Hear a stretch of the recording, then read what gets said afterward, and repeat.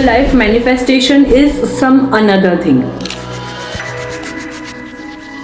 ઘણા બધા લોકો છે ને મારી સ્ટોરીઝ જોઈને મને ઘણી વખત એમ પૂછતા હોય છે કે તમે સાચેમાં મેનિફેસ્ટેશનની અંદર બિલીવ કરો છો કે નહીં. તો ઘણા લોકો એમ વિચારતા હોય કે પોઝિટિવ વિચારીએ, પોઝિટિવ ચેન્જીસ આપણા પોતાના લાઈફમાં લાવીએ, એને મેનિફેસ્ટેશન કહેવાય. But in real life manifestation is sum another thing.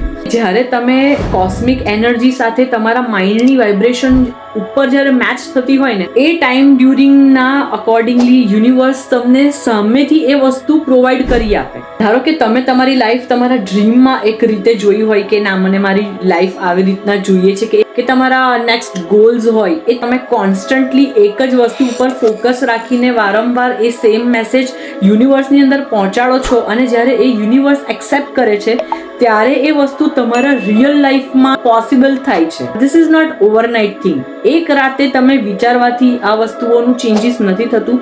તમારે constantly repeatedly same to same વસ્તુઓ તમારે યુનિવર્સમાં મેસેજ પહોંચાડવું પડે, ત્યારે જઈને એ બે એનર્જીઝ મેચ થાય, ત્યારે એની પોસિબિલિટી બનતી હોય છે.